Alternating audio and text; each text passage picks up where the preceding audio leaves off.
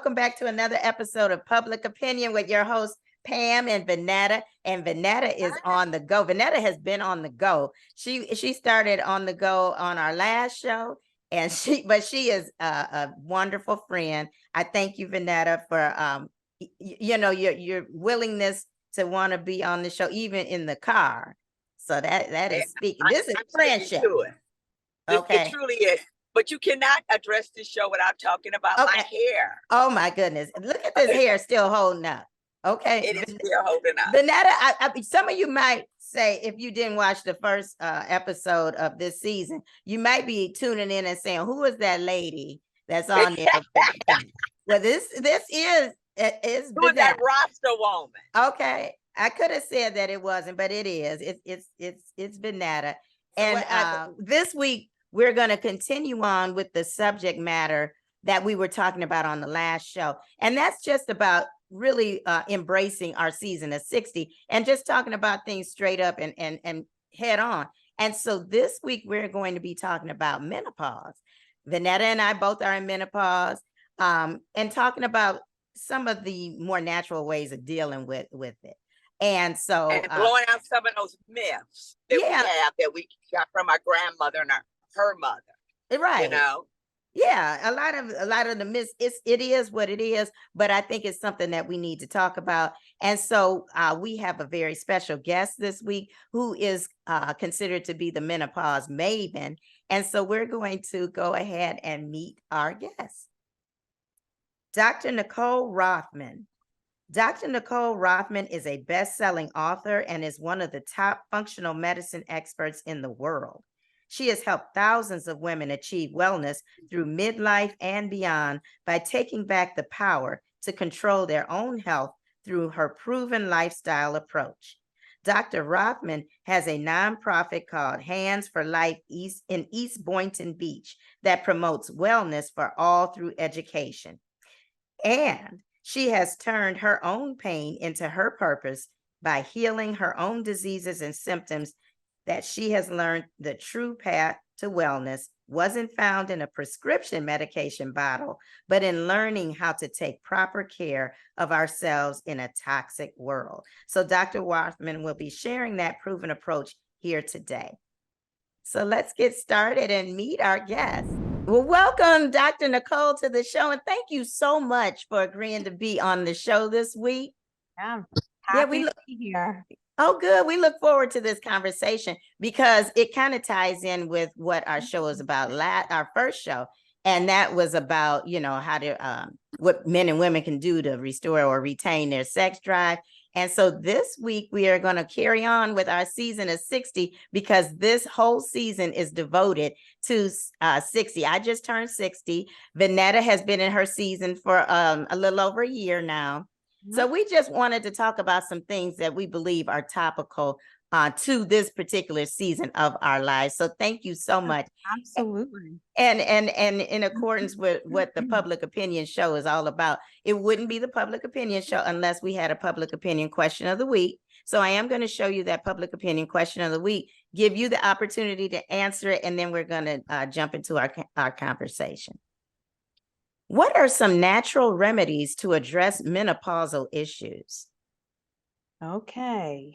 All righty. So I'm going to dive right into this because I actually focus heavily on helping women in menopause and perimenopause because I am one of those women. I'm in my early 50s. I'm just in the first year of all that fun stuff happening. But what I noticed is I'm going through it kind of like a breeze, where all the women around me and that are coming to me for help are having a nightmare, basically. And first I want to talk about, before I get into the remedies, just some of the things that people don't even realize that are related to going through menopause.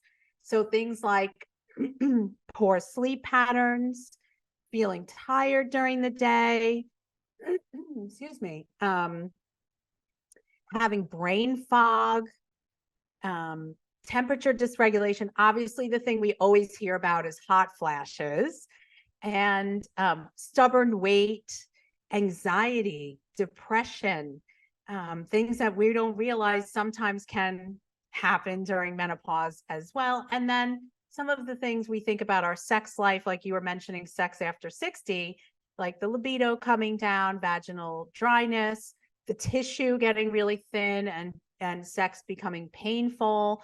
So those are, and moodiness. I mean, there's so many things that can come with this.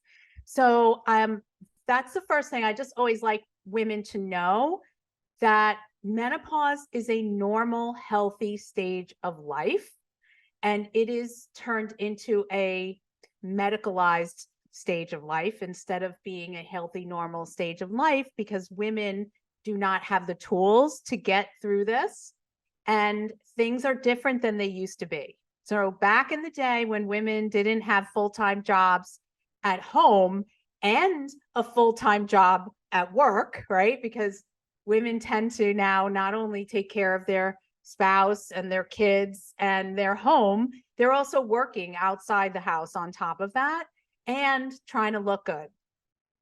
So, and many times women are caregivers for their parents. They're giving. And running into our 40s with a pile of stress and not really taking adequate care of ourselves in the way we need to, as far as peace and calm and rest and self-care, we start hitting a wall. And the reason this happens, and I'm going to get to your question about the remedies, but I have to preface it if that's okay. Am I okay? The reason that this happens is because when you go through menopause, your brain and your ovaries are disconnecting. And the job of making your sex hormones, estrogen, progesterone, and testosterone, is given to your adrenal glands. And those are your stress glands. So if those glands are not up to the job, 3 new jobs, it's like your coworker quitting and you're getting all their work, right? And they're not going to do adequate job of making the right amount of hormones. And in conventional medicine, we're told we don't make hormones anymore. That's not really true, though. We're making them. We just don't make enough to have babies. So that's the first thing. If you have any questions about that, because I want to get to the remedy part, but you have to understand why that's going wrong, right? Oh yeah, no, that's very good. I'm glad you had that explanation, because a lot of times people just jump into just, okay, this is what I'm feeling like, but they don't really understand the whole physiological aspect of what is taking place. So that's excellent. So thank you so much for that. And then, yeah, you can just jump right in, because like I said, you are our special guest this week. So I want to get to that natural part, but I think that was important for you to tell us, the why. And now we can figure out, what are some of the things, that can be done. Because I know for me, I don't like taking a whole lot of medicine if I don't have to.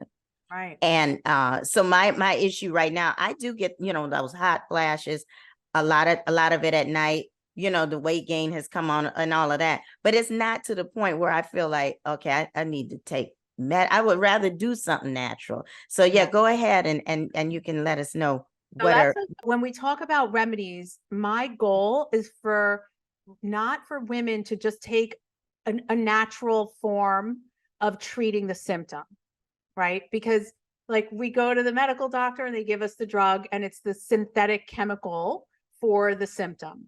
But what a lot of people do is they just want to know, well, what pill can I take that's natural instead? And I don't like to really do things that way, because it's still a Band-Aid. It's not getting to the real underlying cause of why there's a hormone imbalance to begin with.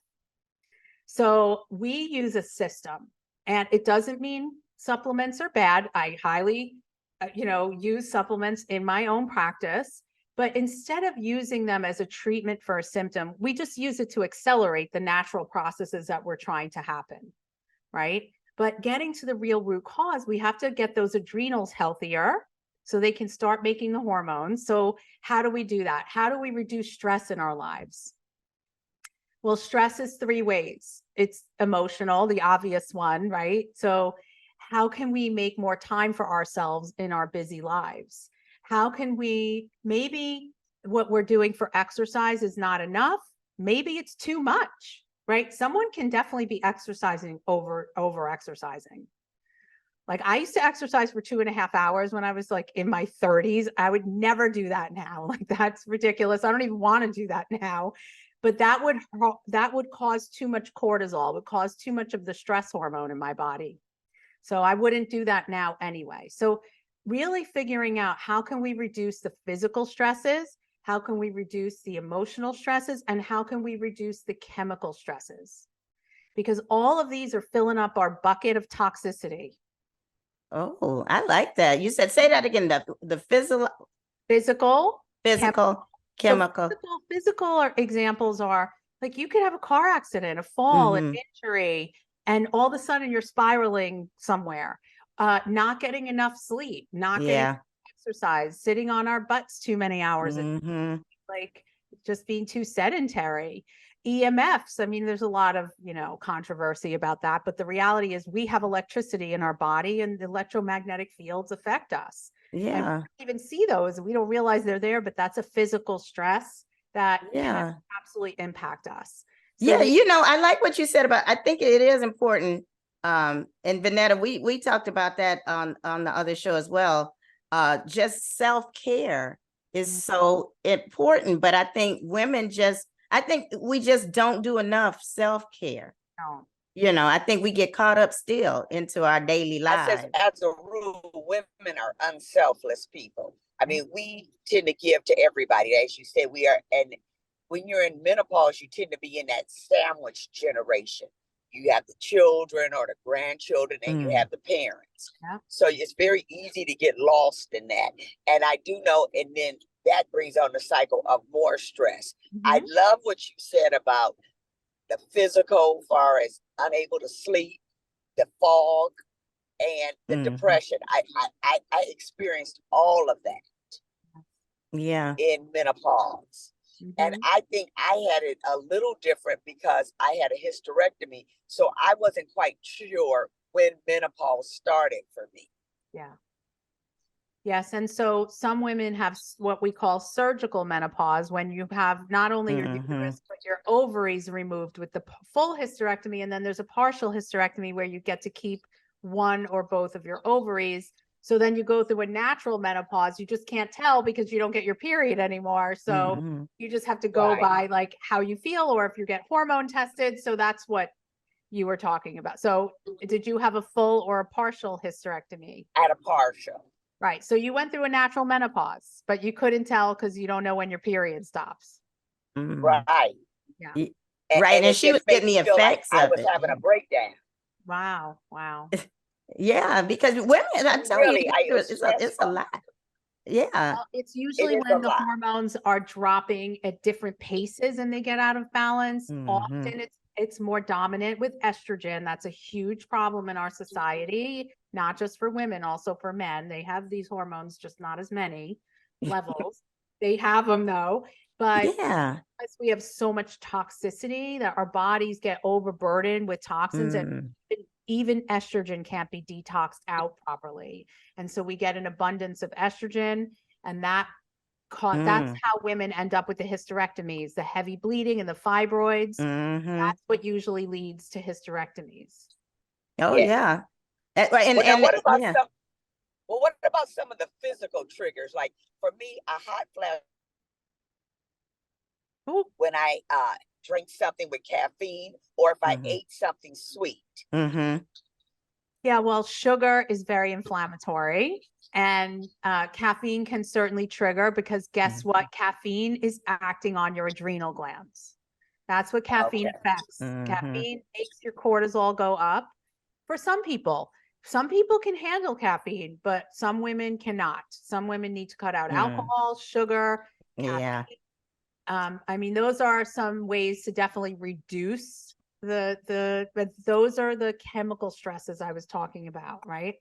Other chemical stresses that they're not going to talk about on Good Morning America. I listened to their menopause morning because I'm like, I got to know what they're telling people, because it's definitely different than what I'm telling people. They're just saying wear less clothes to bed at night. Like, that's not good enough, right? So, when we think about chemical stress, I want you to think about heavy metals in our body, like what we're cooking on. If we have fillings in our teeth could be affecting us. We've had them. I know I had them for, I don't know, 30 years before I had them taken out. The mercury, because it's mercury. It affects at a cellular level. Right. Other chemicals like perfume. Synthetic perfume is a hormone disruptor. Like we already know it is. A lot of the cleaning supplies that we're using, our laundry detergent, our makeup. Yeah. Right? Like all of these chemicals, men are not exposed to most of those, like only women. You know what? That's very interesting. That is true, because there's so much environmental effects that we don't even think about, but we're exposed to, and you talk about those toxins. Yes. You know, we're exposed to so many toxins. A lot. And so that's why I think it's important for us to do detox. And right, it can't just be saying go to bed with a cotton t-shirt on, you know. I mean, that helps. Yeah. But it'd be better to know more of the things that we're exposed to that are causing it. And like you said, triggers. Yeah. Well, and there's a lot of myths around menopause. Like maybe based on what you're saying, this is true. My grandmother said she didn't even realize she went through menopause. So it wasn't so much in the environment at the time.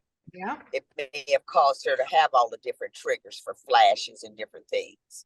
But there's a lot of myths around menopause. Like if you do this, then you'll have this outcome if you do this. So as a woman, you really just never know what to do. Yeah. Well, the biggest thing, like we already mentioned, is the self-care and learning how to take care of ourselves and understand that it's not selfish to do that. Just like you were saying, Vanetta, because women have been taught, we watched our mothers or grandmothers sacrifice for everyone in their lives. We see it on TV, it's in the movies, it's pervasive. And all of us have to reform that. Each one of us has to make a change, because our daughters are going to learn it too. And we have to break that cycle of like, hey, it's okay to take care of ourselves. So I always teach my ladies that start your morning taking care of you, so that you're putting yourself first, so you can at least fill your tank, whether that's a meditation or prayer or getting your exercise. Or I have a whole morning routine. I don't even meet with anybody until I go through my whole thing, which includes amazing music and dancing around and meditation. Like I go calm, I go energy, I get my workout. I take care of me before anyone else gets me. And it's a really big step. So that's number one. Number two. I love that. Yes. I like that too. And like I really like that. Detox is the other most critical piece, actually, because we're exposed, just our food alone, the glyphosate, the GMOs, all of that. We have a lot of chemicals that our body can only do so much naturally. And it's a big, big problem. In order to repair that cell at a cellular level, so we can start using our hormones, we have to detox the cell. We have to get the stuff out that's damaging it. And we have to work on our nutrition so that we're not spiking our insulin too many times a day. These are the things that are damaging our cells. So those are those two main things. And we use supplements most of the time for detox. And people think detox is like a 5-day celery juice cleanse. It could take years to fully detox your body. I mean, we're minimum of 90 days, minimum, but most of us need way longer than that. So it's really a process. It doesn't mean you're on it all the time, but it does take time. And we go through different cycles as we, clear things out, because it's not just in our body, it's in our brains, the master computer. Well, I have two questions. The first one being, why is it that like my hot flashes and other symptoms will go away for months and then come back with a vengeance? Yeah, I mean, well, after what we already just talked about, why do you think it is? The stress and stress. Yeah, that's true. Yeah, but I believe I'm through. How long is a typical woman in menopause? Yeah, like the stage of our bodies shifting from, like, you're postmenopausal basically. At this at this point, or if you're in your 60s, like you should be past it, right? So why isn't your body shutting off all that stuff now? That's where I come in, right? That's where we come in. Like, okay, we do need to do more detox. We do need to work on some of the lifestyle stuff, right? Maybe there's some nutrition. You could be eating a healthy food, but your body gets inflamed from that food. So sometimes people have food sensitivities. Gut health is a big player in hormone balance. So if somebody doesn't have really good gut health, like that's something to look at. Our gut bacteria breaks down estrogen as part of its job. And so really, really important, our gut makes neurotransmitters that goes up to our brain, like serotonin for sleep, dopamine for mood. So the body is one, right? It's all connected. So there's a lot of levels to why, and that's why each person is really unique. It's hard to say, hey, everybody just do these few things and you'll be fine. Everyone's different. We all have our lifestyle. We all have our traumas. We all have our own stresses. We all have our own history, and each person needs their own plan, really. Yeah, that is true. You got to get to know your own body. And and like she said, Vanetta, if you notice that something went away for a few months and it came back, and like she said, it could have been stress. You know, stress is a big trigger for a lot of things. You know, it brings a whole lot of physical, emotional, all kinds of stress is just awful. It is like a terrible thing. But I do like what you said about the fact that the detox could take like a long time or whatever. But I think we do need to stop and think about the things that we are putting into our bodies and what we are exposing ourselves to. And so, because there's so many more, I think, as far as foods, like we need to center around whole foods more than, you know, we have too many packaged things, too much preservatives. We have got to get control of our lives. Even if it's at 60, you know, it's never too late. As long as you're still alive, you still have the opportunity to change your lifestyle. So I think that's what we have to start looking at too, is that, you know, if we want to have even more, you know, some more years, we got to think about what we're doing and what we're exposing our bodies to. For sure. Oh, and change our way of thinking, because I've received a lot of pressure from family members and even my medical professional to take estrogen. And I just fought that because they were saying that I was suffering needlessly. And I think that's a antiquated way of thinking about it, but it still exists. Yeah, but most of it exists. That's true. Like what I'm telling you, I'm the outsider. And I'm okay with that. That's just why I came on when you invited me, because I don't want to be the outsider. I want to be the expert that people can listen to and come to for help, because we work with women every day and we don't give them hormones and they get well. Oh, that's wonderful. So if one woman can have that, any woman can have that, right? Like I once had this gentleman, and no, it's unrelated to menopause, but he was 92 when he came to me. He was referred by one of my menopausal women, actually, that lived in his building. Yes. And she did so amazing that she referred like everybody in Miami to me. But, and he just he had really bad brain fog. And of course, all of the doctors said that's just normal. It's aging. You're 92. Like, what do you expect? And he had written 40 books in his life, and he wanted to write one more book. And that's all he wanted. And literally within 3 months, he was writing his book. He had a clear mind. He had concentration back. He had focus, and he was able to start putting his words in writing them down again. So just know, like, it can change at any age. It really can. It's not aging. Yes, of course, age is part of life. Like menopause, we have to be around a certain amount of time. I'm not saying it's nothing to do with age. Right. What I'm saying is blaming everything on age is not the way for people to look at that, because you can get your health back at any age. You know who Ernestine is, right? You guys know who Ernestine, that amazing woman? She's in her 70s. She's like 77. She's ripped. Oh yeah, the bodybuilder. Like, yes. She's amazing. She started working out in her late 60s. Right. And I said, in her 60s. Yeah. Anyone can do it at any age, right? If you're Yeah. committed, you And want. that's what I said. I said, I'm going to be committed to Yeah. better health. I really am. I don't think I'm in bad health. But I mean, I have high cholesterol, but it's it's genetic. But I still just want, so I watch everything I eat because of that. But I just want to have a more of a routine of really being in better health and making sure that I take care of myself. And that's self-help is so important. I want to do more like traveling and just doing things that I want to do. And that's why I said I'm committed to just living out my life, doing what I want to do, trying to at least achieve the things that I want to achieve. And I think that will help me mentally, and in turn that will help me physically as well.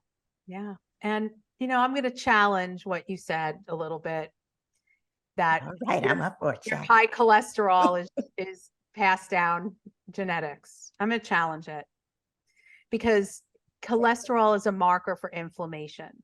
Mhm. So have either one of you ever lived where it was cold, like where it snowed? All my life. Yeah.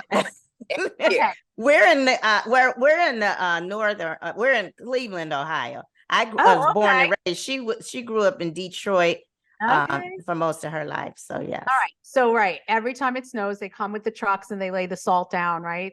Mm-hmm. Yeah. And then in the spring, there's potholes everywhere because of the salt. Think about your cells as that pavement. Your cell membrane is the pavement, right? Insulin's hitting it, it's the salt.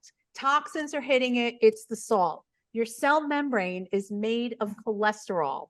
It's literally made of cholesterol. So your innate wisdom of your body is just trying to repair the damage. It's raising the cholesterol, sending out the salt, the tar trucks to fill up the potholes, right? And so we've been taught that cholesterol over 200, like, oh my God, scramble around, everybody.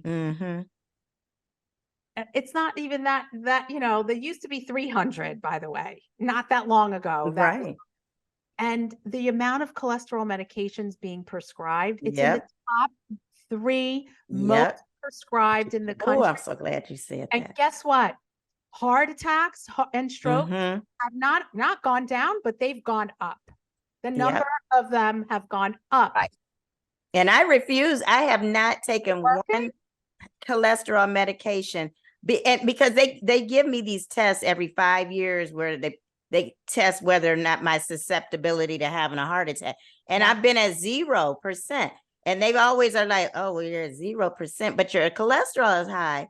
But I don't know what to tell people either, but I'm like, it's just, I got high cholesterol, but they make it seem like, oh, this is horrible. And then I guess it to a certain extent, it can be. It is a marker for it inflammation. Is, yes. And inflammation is the problem. Yes. Inflammation, that's a problem. But why is there inflammation? Are we asking that question? Like going back to the supplement thing, right? Just taking turmeric, it doesn't fix the why. It helps. It helps, but it doesn't fix why it's there. Yeah. But so, my question that my blood pressure been low for years, and then it spiked one day, and I had a TIA, and they put me on blood pressure medication, and it balanced it out, and I took it for about 6 years, and then I've been off of it for a little over a year, and my doctor says that may just be what's called a honeymoon stage, but I feel better off of the hypertension medication. And they also said mine was genetic because I didn't develop it until my 50s. Yeah. I don't know. I'm not saying genetics don't play a role, but like, your genetics load the gun. I hate this saying, by the way, but it's a good way to understand it. But the genetics do load the gun. It's your lifestyle that pulls the trigger. Right? Yeah, I've heard that. I don't like that saying, but it makes sense to understand it. And that's the reality. Yeah. And so genetics play a role, lifestyle plays a role. Like when we talk about how things express, it usually is when there's a perfect storm. When there's too many stressors all at once on top of that goes, yes. there.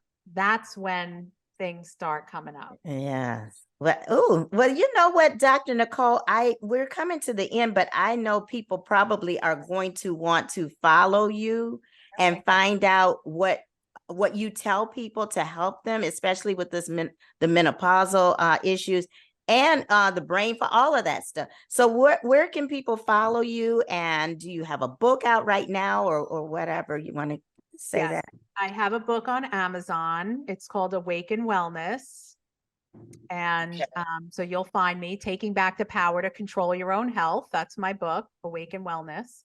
And then I'm on Instagram at Dr. Nicole Rothman. I have a website, drnicole.com. You can find me on Facebook. Just find me. Dr. Nicole, yeah. Not that hard to find, Dr. Nicole Rothman. Yeah. And drnicole.com is very easy to find, right? Oh, but thank you so much. I'm going to be following you, Dr. Nicole. I'm going to be like, Dr. Nicole, I got another question. Or I'm going to say we have some other people. But oh my goodness, I would love to have you on here again. I'd love to come back. Sure. Yeah, because you, I like the fact that you want to approach things from a natural perspective. And I think we just have gotten away from that. You know, we're so into, give me this or give me that pill or whatever. And we have got to get back to natural, more homeopathic remedies and ways of dealing with our health. But thank you so much. Thank you. And I'm going to let you go to bed because I know it's past your my bedtime. Yes. Thank you. All right. Thanks Great so to much. meet you both. Oh, Vanetta, I really like Dr. Nicole. She was wonderful. I Yeah. loved her holistic approach to menopause. Oh yeah, I do too. I mean, she really gave me a lot of good information, and she made me feel better about the fact, especially with the with the cholesterol and because I have been, and you know this, you've been around me long enough to know I'm very diligent. When it comes, you are excellent about it. I the try fact to be. That you haven't had to take medication is quite a tribute to you. Yeah, so I just try, but I just believe if I can. Now, obviously, medication is important, and a lot of people need to take medicine. I take medicine for certain things, but I do believe that we have to have a better approach to our lifestyles. People just cannot simply go out and just eat anything and then just figure, okay, I'm gonna go take a Lipitor. You should still, you should still want to try to do what you can do for your health. Well, you're right, and you can control a lot of things by your diet and exercise. I feel proud of myself to be off of the blood pressure medication, and I'm working hard to maintain it. Yeah, and you have to be careful with that. Honeymoon. No, and you have to be careful with very careful. Yeah, you do. You have to be because every time I get a headache, I'm fearful. Right. Yeah, and we don't want that to happen to you again. But you do. You just have to be mindful. You have to listen to your doctors, but you also have to be an advocate for your own health as well. And you have to know your own body and know when things are not right, and when you're feeling not exactly right. But I hope that you all enjoyed this segment. Make sure, if you are interested in following Dr. Nicole, that you get her book. And if you like the subject matter that we do, if you like watching us, continue to watch us on Facebook, on YouTube. And if you cannot watch the show, listen on the go, wherever you get your podcast. So until next time, we'll see you for another episode of Public Opinion. Bye-bye.